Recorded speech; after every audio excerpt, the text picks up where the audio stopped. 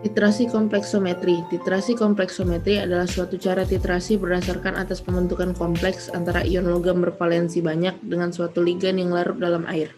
Senyawa yang mempunyai dua pasang elektron bebas disebut ligan. Ion logam yang bereaksi adalah ion logam di mana subskala belum terisi penuh. Reaksi pembentukan kompleks adalah suatu reaksi asam basa Lewis. Metode ini atas pembentukan kompleks antara logam bervalensi banyak dan pembentuk helat organik yang larut dalam air dan praktis tidak terdiosasi. Reaksi pengkompleksan dengan suatu ion logam melibatkan penggantian satu molekul pelarut atau lebih yang terkoordinasi dengan gugus-gugus nukleofilik lain. Gugus-gugus yang terikat pada ion pusat disebut ligan. Ligan dapat dengan baik diklasifikasikan atas dasar banyaknya titik lekat pada ion logam. Ligan multidentan mengandung lebih dari 2 atom koordinasi per molekul.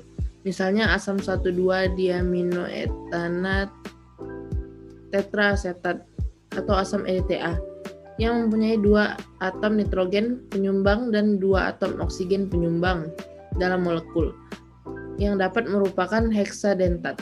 Yang digunakan yaitu timbangan analitik, gelas beaker, Erlenmeyer, corong gelas, gelas arloji, buret, lem dan statis, pH meter, pipet volume, pipet tetes, dan batang pengaduk. Untuk bahan yang digunakan yaitu Na2-ekta sebagai larutan standar sekunder, MgSO4 7H2O sebagai larutan standar primer, H2O atau Aquades, EBT sebagai indikator, NaCl untuk melarutkan indikator, Murexit sebagai indikator, MH4Cl untuk sebagai buffer atau larutan penyangga, NH4OH untuk mengatur pH, kalsium laktat sebagai sampel, dan merkuri fluorida juga sebagai sampel. Selanjutnya itu prosedur kerja. Dalam Pratikum ini ada beberapa prosedur kerja yang perlu dilakukan. Yang pertama yaitu dilakukan standar sekunder larutan Na2-ekta 0,05 m. Yang pertama itu ditimbang sebanyak 18,61 gram Na2-ekta, dilarutkan dengan Aquades secukupnya sampai kemudian ditambahkan atau dicukupkan sampai volume 1 liter, kemudian dikocok ad homogen. Yang kedua yaitu standar primer larutan MgSO4 7H2O. Yang pertama ditimbang sebanyak 12,398 gram MgSO4 7H2O, kemudian dilarutkan dengan Aquades secukupnya. Selanjutnya ditambahkan sampai volume menjadi 1 liter, lalu dikocok ad homogen. Yang ketiga itu pemetaan indikator yaitu Erythrobromide Black Tea EBT. Campurkan EBT dan NaCl dengan perbandingan 1:100. Yang kemudian yaitu ada indikator Murexit. Campurkan Murexit dan NaCl dengan perbandingan 1:100. Yang keempat yaitu larutan dapar atau buffer salmiak. Yang pertama ditimbang 70 gram NH4Cl, kemudian dilarutkan dalam 300 ml NH4OH, selanjutnya diencerkan dengan Aquades sampai 700 ml. Kemudian dilakukan pengukuran pH dengan menambahkan NH4OH 25% lagi sampai pH yang dikehendaki.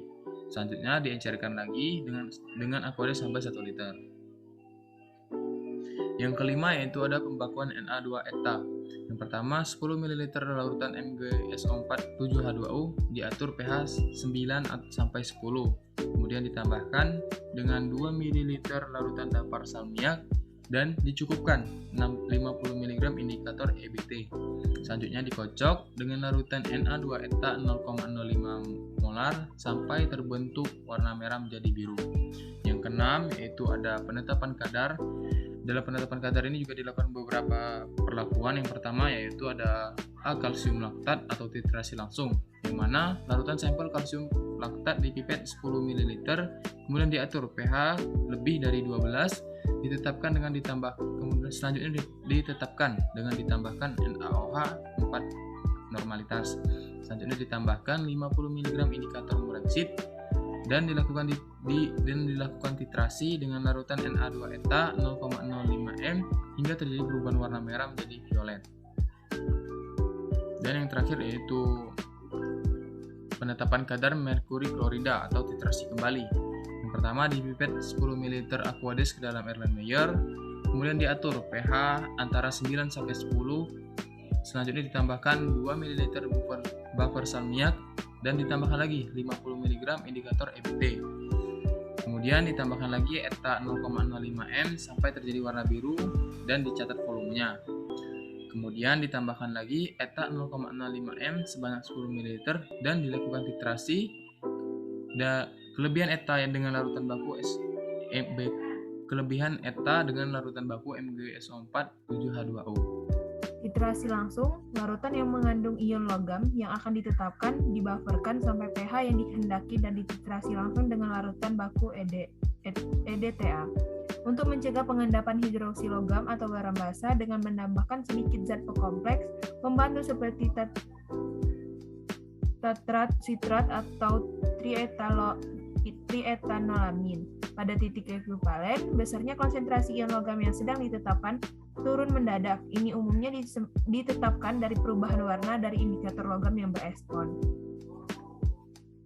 Sedangkan dititrasi tak langsung merupakan karena berbagai alasan, banyak logam tak dapat dititrasi langsung. Mereka mungkin mengendap dari larutan dalam jangkauan pH yang perlu dititrasi, atau mereka mungkin membentuk kompleks-kompleks inert atau indikator logam yang sesuai tidak bersedia.